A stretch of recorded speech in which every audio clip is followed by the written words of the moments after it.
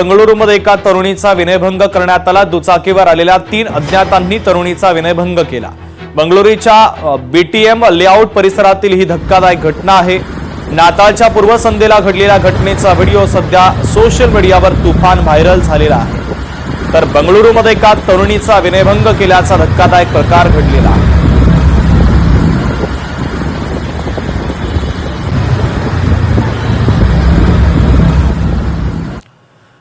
एका दुर्घटनेच्या संदर्भातली ब्रेकिंग न्यूज पाहूयात। विजेचा धक्का लागल्यानं चौघांचा मृत्यू झालाय। धाराशिवच्या केशे गावातील घटना आहे।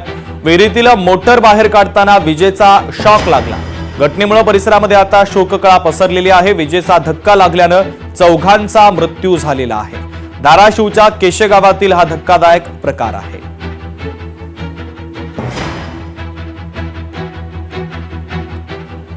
तर चौघांचा विजेचा धक्का लागल्यानं मृत्यू झालेला आहे। या घटनेमुळे परिसरात शोककळा पसरली आहे। विजेचा धक्का लागून चौघांचा मृत्यू झाला। धाराशिवच्या केशे गावातील ही दुर्घटना आहे। लोकशाही मराठी ऐका, पहा, जागरूक रहा।